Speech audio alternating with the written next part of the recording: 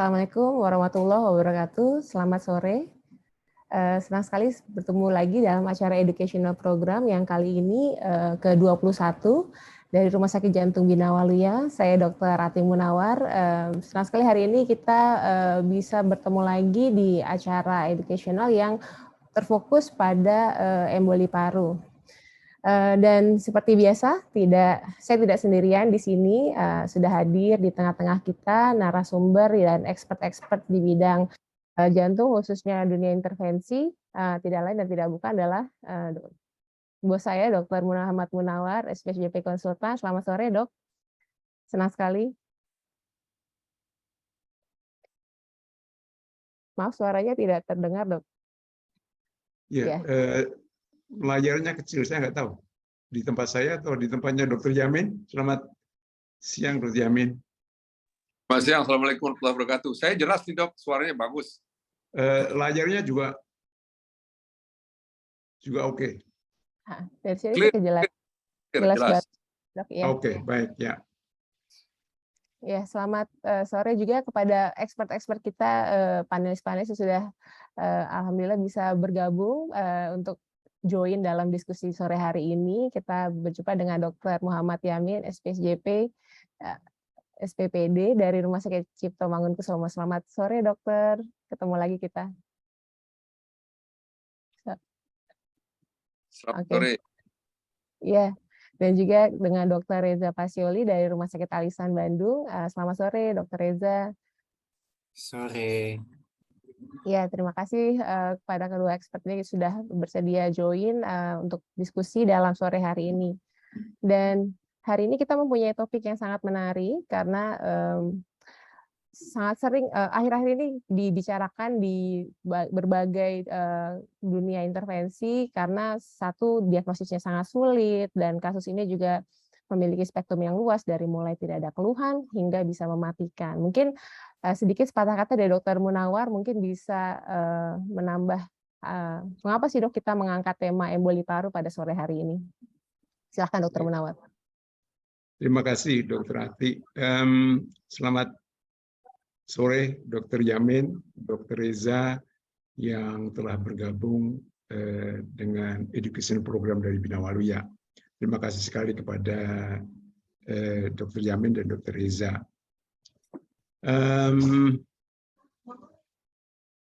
Jadi tema yang kita angkat ini adalah pulmonary embolism. Karena tadi sudah disampaikan oleh Dr. Rati bahwa diagnosisnya sangat sulit. Ya, kadang-kadang mimicking dengan heart failure, kadang-kadang seperti ACS, yang kadang-kadang kita miss dalam diagnosis pulmonary embolism ini. Oleh karena itu, dan kalau kita lalai, kalau kita tidak konsentrasi benar, tidak konsen benar mengenai kemungkinan emboli paru, tentu saja angka kematiannya cukup tinggi. Ya, kalaupun hidup, kalaupun pasiennya survive, maka yang kita hadapi nanti adalah terjadinya pulmonary hypertension karena chronic thromboembolic pulmonary hypertension yang sering kita hadapi. Oleh karena itu, yang pertama diagnosis itu harus kita tegakkan, lalu kemudian manajemennya dari mulai yang sangat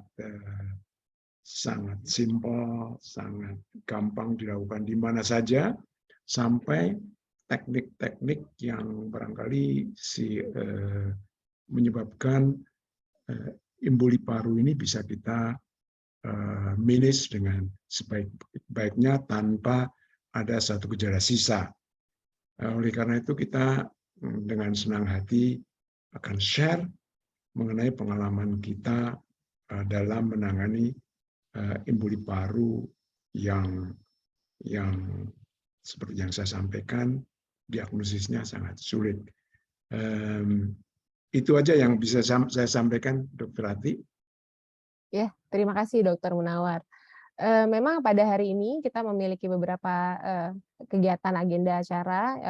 Yang pertama ada sebuah recorded live case yang mana kita punya pengalaman bagaimana menghandle kasus emboli paru yang kebetulan dirujuk ke rumah sakit kami dan bisa dikerjakan secara simple, tidak membutuhkan alat-alat yang canggih yang biasa dibahas-bahas di guideline.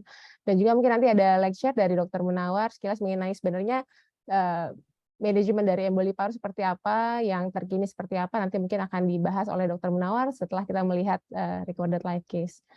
Mungkin untuk mempersingkat waktu, kita mulai dengan case background hari ini. Tolong disampaikan slide-nya, silakan. Saya bantu pancakan ya, Dok. So, untuk hari ini kita mempunyai pasien dengan submasif pulmonary emboli yang seperti ACS. Slide berikutnya. Next. Oke, jadi pasien kita hari ini ada perempuan 50 tahun dengan BMI 33, agak obesitas. Pasien ini datang ke emergency kita dengan keluhan nyeri dada dan sesak napas. Pasien juga mengeluh tidak bisa tidur terlentang. Waktu datang pasiennya fully alert dengan tensi sekitar 103/76 dengan respiratory rate agak cepat 28 kali per menit. Saat itu saturasi sudah 90%. Namun dari pemeriksaan fisik tidak tampak ada yang berbeda.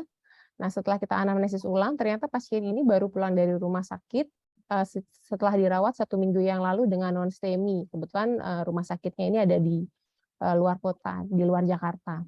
Nah, memang pasien ini sebelumnya tidak ada histori penyakit jantung, tidak ada diabetes, dan tidak pernah mengecek apakah ada kolesterol tinggi atau tidak. Nah, setelah 2 hari di rumah dia merasakan sesak, dia datang ke emergency kita. Dari pemeriksaan laboratorium didapatkan pasien anemia, karena mungkin waktu itu dia mendapatkan heparinisasi di rumah sakit sebelumnya selama 1 minggu. Dan juga fungsi ginjal normal, masih ada peningkatan troponin walaupun sedikit. Dengan LDL 82 dan pro-BNP saat itu cukup tinggi, yaitu 4039.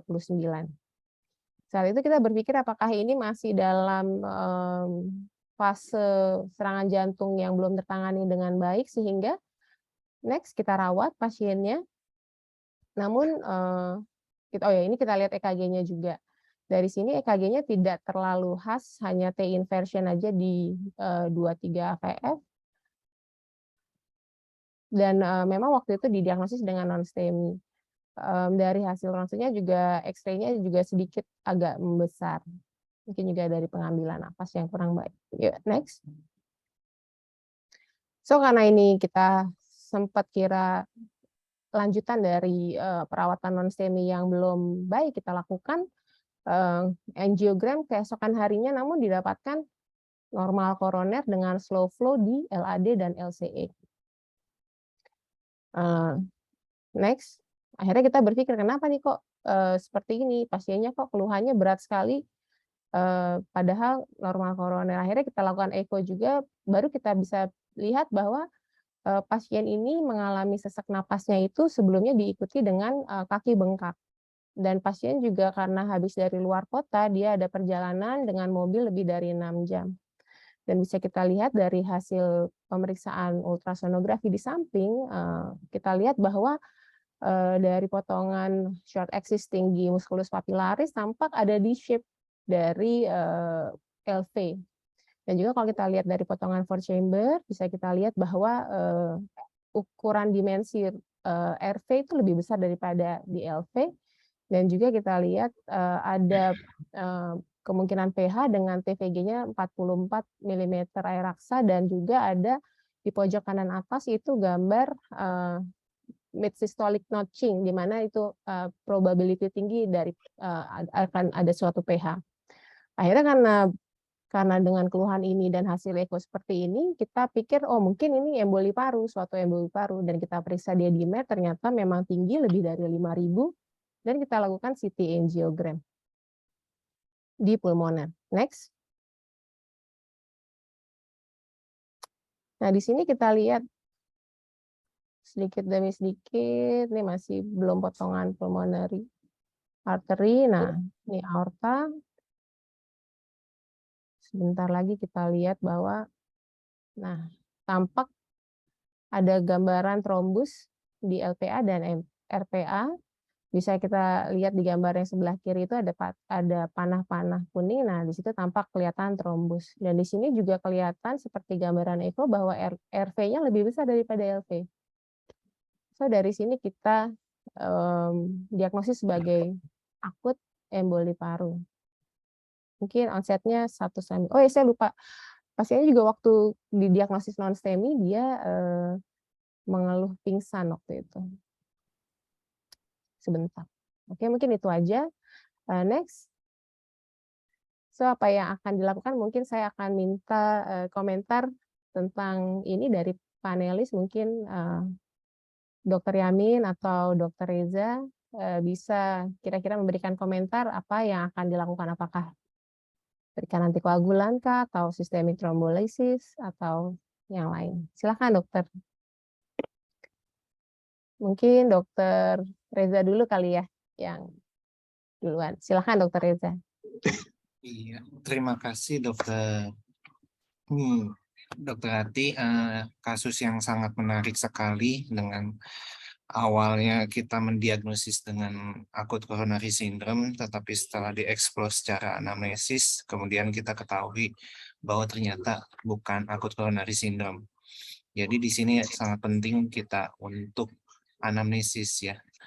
Nah, langkah berikut untuk pada pasien ini memang dia terjadinya suatu desaturasi dan kemungkinan dengan tekanan darahnya juga menurun, kemudian possible dia ke arah high risk ya, dan dia emboli paru. Memang beberapa di jurnal dengan dia shock, hipoperfusi, dengan dia desaturasi, disaran dengan dilakukan kateter direct trombolitik atau langsung dilakukan dengan mekanikal tromboektomi. Dan di guideline juga menurut saya sih saran itu ya. Mungkin ada pendapat yang lain, Dokter Yamin? Ya, silakan Dokter Yamin. Mungkin ada opini atau komentar. Ya, terima kasih. Terima kasih ini undangan dari Dr. Munawar, Dr. Ati. Jadi seperti di awal diungkapkan oleh Dr. Munawar, ini emboli paru ini adalah suatu the great images ya. Jadi saya kira jarang, tapi kalaupun kita ketemu kadang-kadang datanya tidak khas. Saya minta Dr. Ati bisa tayangkan EKG-nya Dr. Ati sedikit. Oh boleh dok. Atau ya, dibantu EKG-nya di-share lagi Mas. Ya. Ya jadi saya kira sebelum kita melakukan diagnostik kan ada pemeriksaan anamnesis. Nah anamnesis seperti kata Dr. Ati tadi untuk pasien kita ini sebenarnya ada namanya reversible cause of risk for pulmonary embolism. Dia perjalanan lama, mobilisasi ya beberapa jam. Kemudian, nah mestinya kita juga tanya apakah kalau dia wanita ya usia relatif muda, apakah ada tanda-tanda misalnya APS dan lain, artinya antipopulation syndrome. Tapi kalau ini pun tidak ada, kadang-kadang kan karena dalam keadaan akut pasien shock kita tidak terlalu banyak melakukan eksplorasi soal anamnesis. Tapi, nah EKG-nya memang pada pasien ini tidak terlalu khas nih untuk suatu emboli paru. Saya yakin semua, saya juga kalau ketemu ini yang akan saya pikirkan nomor satu adalah ACS ya. Tapi yang kalau kita lihat sebenarnya yang tidak lazim itu adalah persisten S di V4, V5, V6 ya kan. Itu kan tanda-tanda adanya RV dilatasi. Walaupun RV dilatasi yang klasik itu biasanya kita akan menemukan aksis EKG yang ke kanan, kemudian LV strain pattern di V1 seperti incomplete RBBB. Tapi kita jangan lupa, sebenarnya persisten S di V5, V6 itu juga salah satu clue adanya suatu RV dilatasi atau RV pressure of pattern.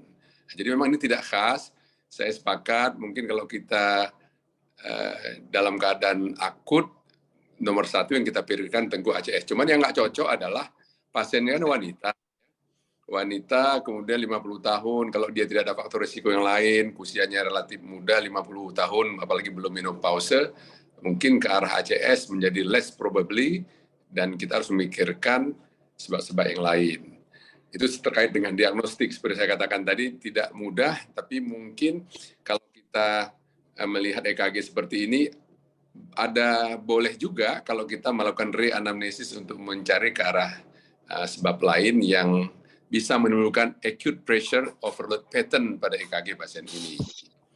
Nah, itu terkait diagnostik. Nah, terkait tata laksana, saya kira saya sangat sepakat dengan Dr. Reza ya, bahwa tentu ada stratifikasi soal dalam kelompok apakah ini low, intermediate risk, atau high risk. Tentu nanti terkait dengan tata laksananya. Kalau di high risk tentu kita akan agresif sampai kemudian trombolitik atau catheter directed therapy, atau trombektomi maksud saya, apakah dengan alat-alat sederhana atau sampai yang canggih, penumbra dan lain-lain. Jadi kalau saya, karena kemarin saya ketemu kasus baru aja dirujuk ke saya persis seperti ini. Jadi pattern EKG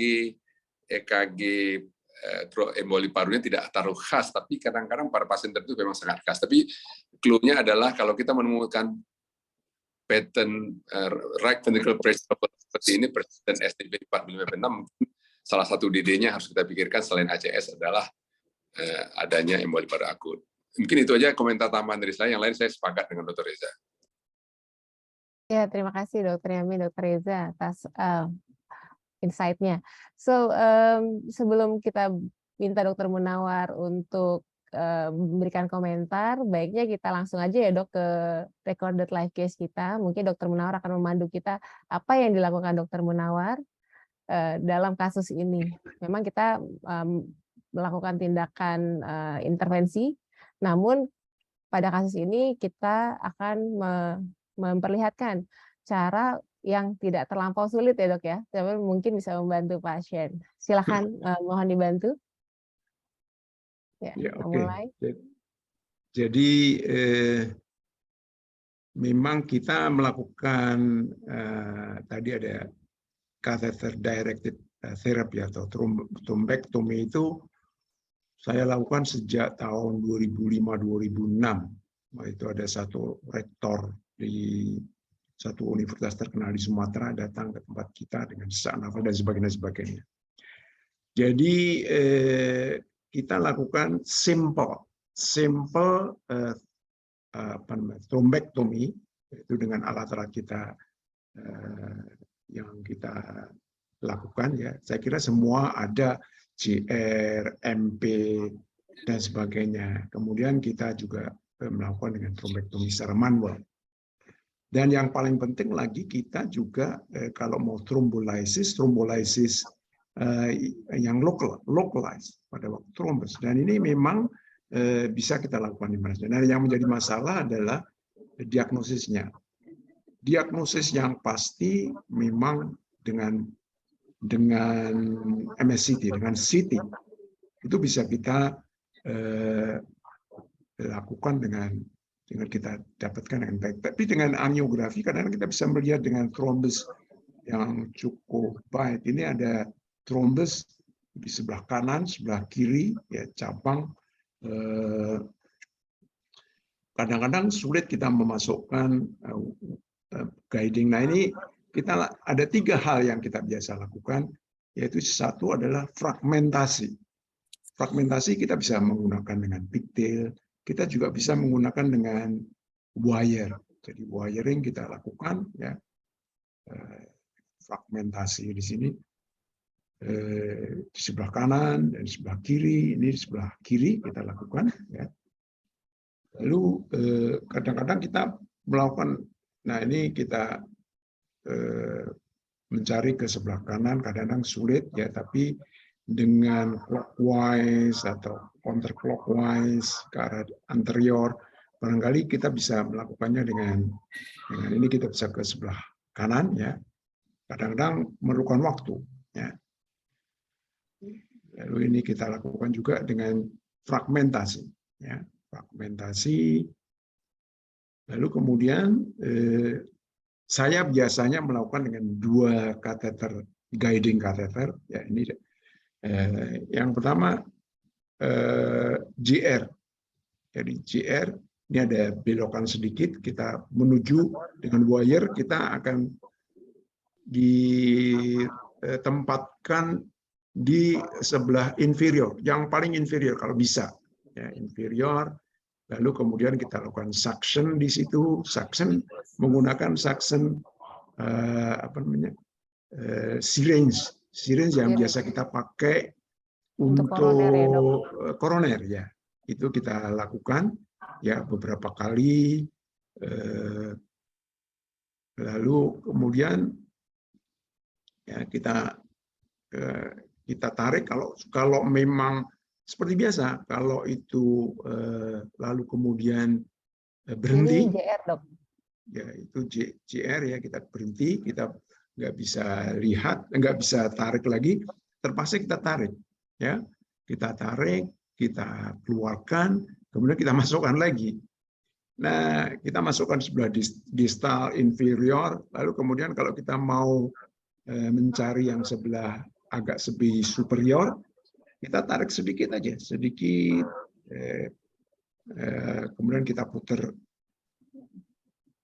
Ini dokter tadi pakai JR, cuman Ya, susah masuk ke RV, Dok. Jadi dokter. Oh ya, jadi kita biasanya menggunakan, kita pakai RV, kalau kita nggak bisa kita pakai wire dulu, kita masukkan apa saja, kita biasanya dengan MP atau apa, lalu kemudian kita mesti harus markir pakai menggunakan wire. Ya, kadang-kadang kita yang mengarahkannya, lalu kemudian terakhir kita mesti harus pakai amplas wire. Amplas wire, ya. Amplas wire, lalu kemudian kita ganti dengan guiding yang kita perlukan. Ya, kita dari yang inferior, kemudian yang mid, kemudian yang superior, kita ambil semua, ya. Itu terlihat juga gambaran trombusnya ya, Dok, banyak. Ya, ya. Tapi itu hasil akhir sebenarnya. Ya. Jadi kadang-kadang pada awal tentu saja akan gambarannya trombus kelihatan jelas. Lalu Anda lihat tuh di tengah, ya, di hemodinamik itu aspirasi trombus banyak sekali. Kadang-kadang sebagai bubur kalau awal. Ya, kapan kita boleh melakukan trombektomi setelah berapa hari? Pengalaman kita selama ini sampai minggu ketiga kita masih bisa melakukan trombektomi. Dan yang khas adalah bahwa saya ikut senang, ya, kenapa saya melakukan trombektomi itu walaupun katakanlah intermediate risk dan sebagainya, karena yang kita dapatkan adalah pulmonary artery pressure itu setelah kita lakukan fragmentasi, kemudian kita lakukan aspirasi dengan banyak seperti itu, biasanya pressure-nya langsung turun dengan sangat signifikan. Baru terakhir kita berikan local thrombolysis, ya, local thrombolysis. Local thrombolysis ini tergantung kesiapan kita. Kita bisa memberikan streptokinase, atau kalau bagus kita bisa menggunakan alteplase. Streptokinase, pengalaman kita sekali lagi ini tidak ada, ini hanya rasional saja. Saya biasanya menggunakan 250 sebelah kanan sebelah kiri, 250.000 sebelah kanan, 250.000 sebelah kiri. Lalu kemudian sisanya yang kita sudah menggunakan 500, yang 1 juta itu kita berikan 100.000 per jam, Dok. Per jam. Jadi selama 10 jam. Jadi biasanya besoknya itu tetap indwelling, ya. Kita kateternya kita pak di main pulmonary artery. Setelah kita lakukan trombektomi, setelah kita lakukan fragmentasi trombektomi, baru kemudian localize thrombolysis. Sebenarnya yang dianjurkan mestinya low dose dari thrombolysis. Ya. Tapi pengalaman kita sebelumnya yang kita lakukan beberapa tahun yang lalu, kita publish di Chinese Medical Journal, itu dengan menggunakan dosis yang saya sampaikan. Mungkin dosis yang lebih kecil bisa kita berikan. Lalu atau kita bisa menggunakan alteplase. Alteplase ini yang pasien ini kita menggunakan alteplase, dosisnya kalau sistemik kan kita bisa menggunakan 0,5 sampai 1 miligram per jam, tapi kita bisa menggunakan 1 sampai 2 miligram per jam dengan total dosisnya kira-kira 15 sampai 30 miligram dengan target pulmonary artery pressure ini bisa turunkan serendah-rendahnya, kalau paling tidak bisa lebih rendah dari 25. Jadi sisanya ya 1 atau 2 miligram, jadi dosisnya kita berikan 1 sampai 2 miligram selama 15 jam. Jadi kalau 2 miligram kita bisa memberikan 30 miligram. Jadi ini adalah yang kita lakukan. Jadi kita cari di mana yang belum kita dapatkan. Kemudian itu saudara bisa lihat darah atau bekuan darah atau clot atau thrombus yang kita suction itu banyak sekali. Pasien ini memang luar biasa, banyak sekali.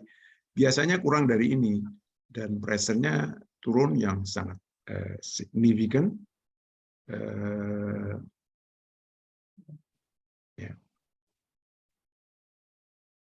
Ya, jadi simple catheter directed thrombectomy bisa dilakukan di mana saja, di tempat-tempat yang ada cath lab-nya, tentu saja dengan diagnosis yang cukup baik. Dulu kita tahun-tahun 2010 sebelum 2008 barangkali sih, saya punya kasus di Bina Waluya dengan diagnosis yang dari ekokardiografi, D-dimer, dari D-dimer sangat penting, ekokardiografi RV lebih besar pada LV, pulmonary artery pressure yang tinggi. Nah itu saya kira sih cukup untuk persangkaan yang cukup besar adanya emboli paru.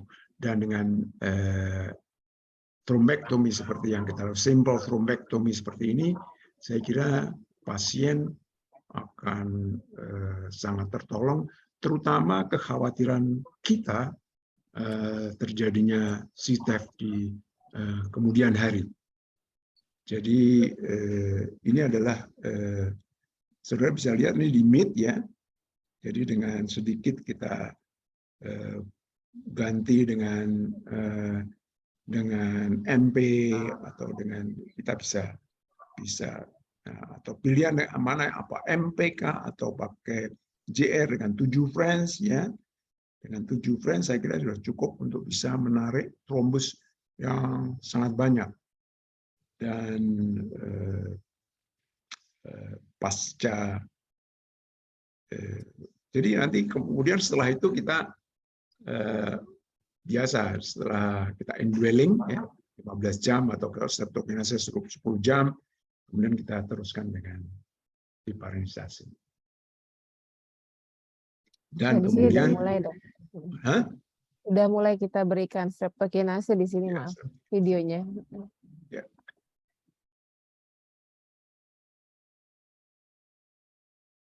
Biasanya lebih lama proses menunggunya ya dok? Iya, jadi kadang-kadang kita menunggu prosesnya pemberian trombolisis, ya. Tapi tekniknya saya kira sih tidak terlampau sulit ya bagi teman-teman yang biasa pulmonary artery mengarahkan kateter kita ke pulmonary artery kanan, pulmonary artery kiri, saya kira sih nggak ada masalah. Jadi bukan big issue mengenai meletakkan kateter di pulmonary artery.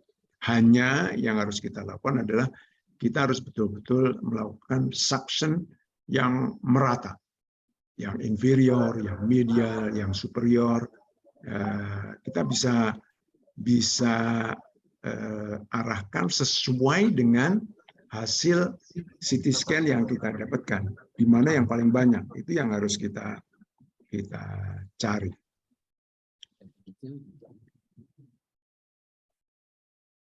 Ya, dengan MPA, ya kita dengan MPA ini.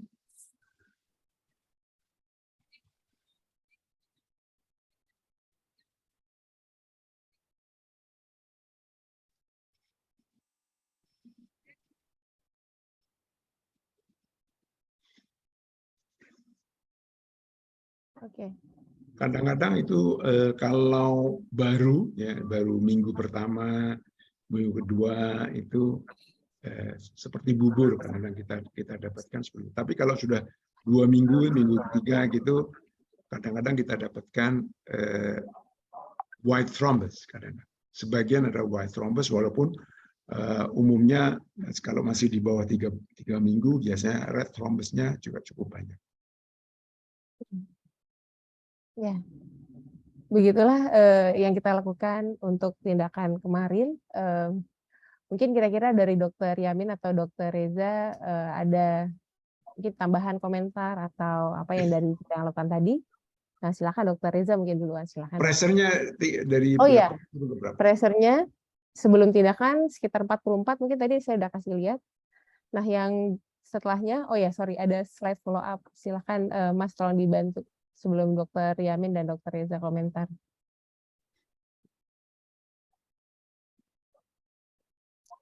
Jadi mungkin tadi di video terlihat bahwa sebelum tindakan mean pressure di pulmonary artery sekitar 44, namun kita lanjutkan kan setelahnya dengan streptokinase sebanyak 100.000 per jam selama 10 jam, dan kita bawa lagi ke cath lab di hari berikutnya dengan PA pressure-nya 19.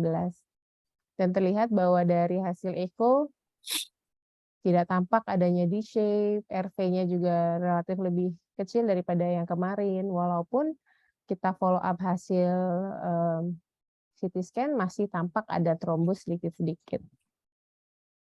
Dan di sini juga kita lihat bahwa walaupun D-dimer yang masih tinggi, NT-proBNP-nya masih tinggi, namun pasiennya sudah merasa lebih baik dan kita lanjutkan dengan oral antikoagulan. Nah, itu aja. Ya, jadi post prosedur itu sampai 18 mm lagi. Dari 44 menjadi 18 mm. Ya, mungkin sekarang saya persilahkan kepada Dokter Reza untuk kira-kira berkomentar dari simple trombektomi dengan CDT kita bagaimana, Dok, kira-kira? Sangat bagus ya, mungkin presentasi Dr. Munawar, guru saya juga.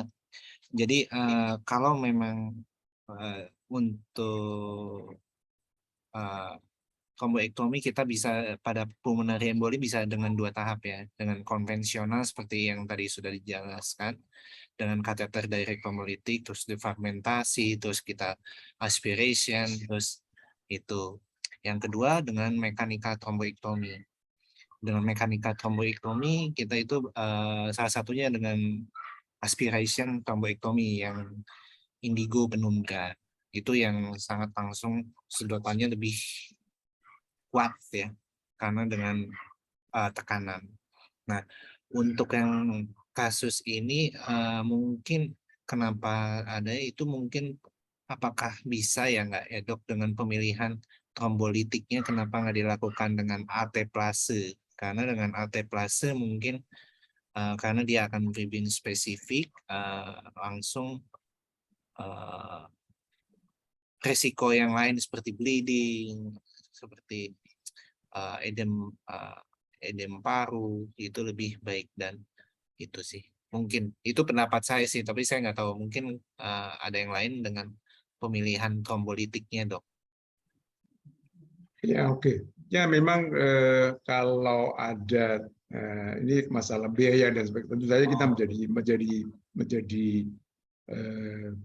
perhatian. Kalau memang ada, tentu saja alteplase akan lebih baik. Tapi kita selama ini ada belasan yang kita lakukan simple thrombectomy. Ya. Dari bayangin dari mulai 2005 memang belum tentu setahun sekali, tapi kadang-kadang kalau pas lagi ada itu bisa setahun 2 atau 3 gitu. Tapi kadang-kadang nggak ada, ya kadang-kadang cuma satu aja gitu. Tapi selama ini kita menggunakan streptase dengan hasil yang cukup bagus, gitu ya, cukup bagus dengan dosis yang saya sampaikan. Biasanya saya hanya memberikan separuh, ya 250 dengan sisanya kita berikan 100.000 per jam. Ini memang dosis ini barangkali mungkin bisa dikurangi, ya. Kalau yang dianjurkan dengan alteplase seperti yang saya sampaikan, dosisnya hanya 15 sampai 30 mm. Memang targetnya adalah bagaimana supaya pressure di pulmonary artery ini bisa turun sedemikian rupa.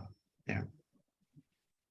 Saya setuju dengan Dr. Reza, pakai alteplase mungkin lebih baik. Oke. Terima kasih, Dok. Mungkin dari Dr. Yamin, kira-kira gimana, Dok? Ada yang akan dilakukan berbeda mungkin? Ya, silakan Dr. Yamin. Terima kasih, Dr. Munawar. Kasus cukup bagus. Saya kira secara prinsip sama ya. Saya terakhir, artinya saya menganggap ini ada namanya hikmah COVID, Dr. Munawar.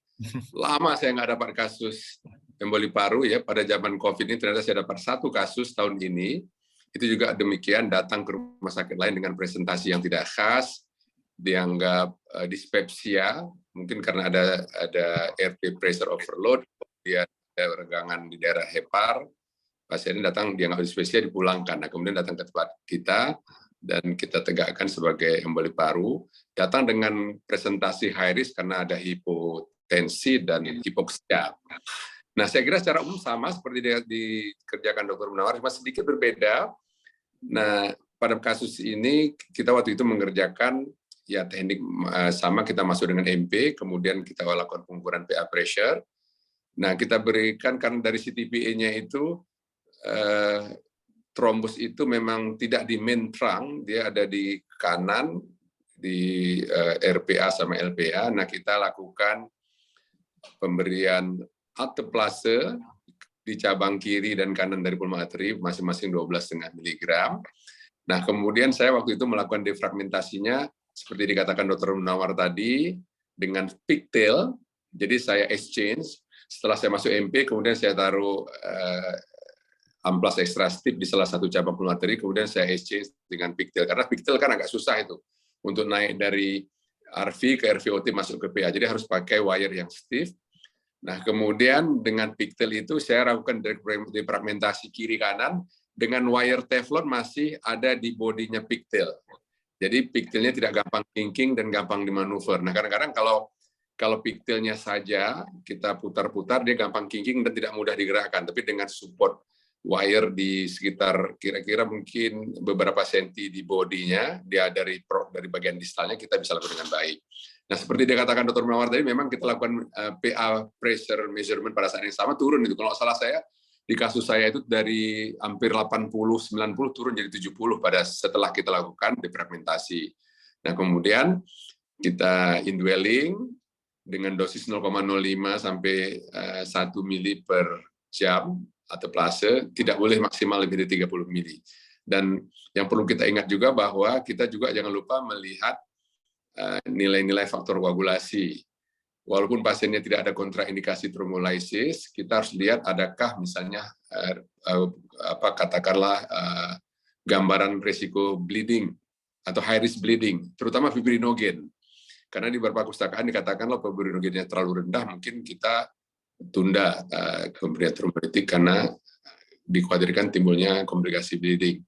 Kemudian saya kira setelah 8-10 jam kita lakukan evaluasi ulang, memang terjadi penurunan signifikan. Nah, pasiennya kemudian kita lanjutkan dengan oral antikoagulan. Waktu itu saya memberikan sampai 6 bulan karena pasiennya dari Medan.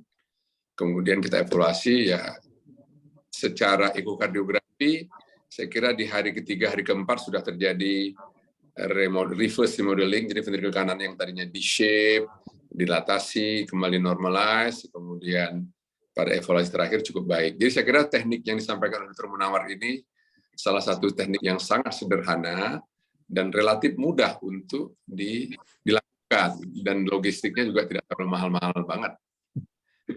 Selamat dok, makasih. Iya, oke. Terima kasih Dr. Yamin. So, setelah kita lihat tekniknya secara simpel, berarti yang mau saya tanyakan sebenarnya bisa nggak dok dilakukan oleh intervensionis muda? Mungkin tindakan yang tadi kita lihat bisa menginspirasi para yang intervensionis untuk melakukan hal yang sama ketika mereka berada di daerah. Kira-kira menurut Dr. Munawar boleh nggak sih, bisa nggak sih gitu? Karena kan modalnya cuma MP atau JR dengan 38 atau pictil kateter dan thrombosuction pasti ada di center-center, semua center pasti, ya kan? Gimana Ya. Dr. Munawar? Ya, saya kira sih seperti yang saya sampaikan pengalaman kita ya. Saya tadi sudah sampaikan bahwa trombektomi, simple trombektomi ini sudah saya lakukan pertama tahun 2005 atau 2006. Hanya simple saja. Kemudian kita local thrombolysis itu kita juga lakukan pada waktu itu. Jadi karena hasilnya sangat signifikan, kemudian pressure yang tadinya tinggi menjadi normalize, itu yang memberikan impresif pada saya untuk ini teknik ini bisa dilakukan di Indonesia. Dan ini saya kira sih untuk mencegah terjadinya CTEP, chronic thromboemboli pulmonary hypertension, itu memang luar biasa. Saya masih ingat ini saya sama Dr. Yamin ke TCT kemarin ya. Kebetulan Dr. Yamin nggak mengadili mengenai pulmonary embolism ini. Ada satu sesi yang 1 hari penuh, Dr. Yamin, bahwa karena embolektomi ini memberikan insight yang luar biasa sehingga bisa mencegah barangkali sih ya. Sehingga barangkali sistemik thrombolysis sistemik itu might be obsolete. Karena simple, karena kita bisa ada cath lab yang bisa dengan cepat ke arah pulmonary artery. Ini memang bagi pemula agak susah, tetapi biasanya kita melakukan dengan MP saja, kita tarik sedikit, clockwork sedikit, kita dengan mudah akan masuk dalam pulmonary artery. Jadi nggak susah untuk bisa melakukan bukan angioplasti, tetapi invasif intervensi pada pulmonary artery ini saya kira harus dicoba bagi intervensi yang mudah karena kita bisa menolong banyak pasien. Yang penting adalah diagnosis dari pulmonary embolism ini. Dengan adanya CT saya kira sih sangat mudah untuk bisa dilihat diagnosisnya. Yang kedua adalah D-dimer. Yang ketiga tentu saja echokardiografi, RV yang membesar, lebih dari LV, ada pulmonary hypertension dan sebagainya, itu sangat mudah. Jadi jangan hanya konsentrasi kita kepada ACS. Memang ini bagi kebanyakan kardiolog pasti dipikirkan adalah ACS. Ya, terima kasih dok. Ini juga harus selain fragmentasi, diaspirasi, dan dilakukan kateter direct thrombolysis, itu adalah satu sekuen simple thrombectomy yang dilakukan ya dok ya supaya hasilnya baik.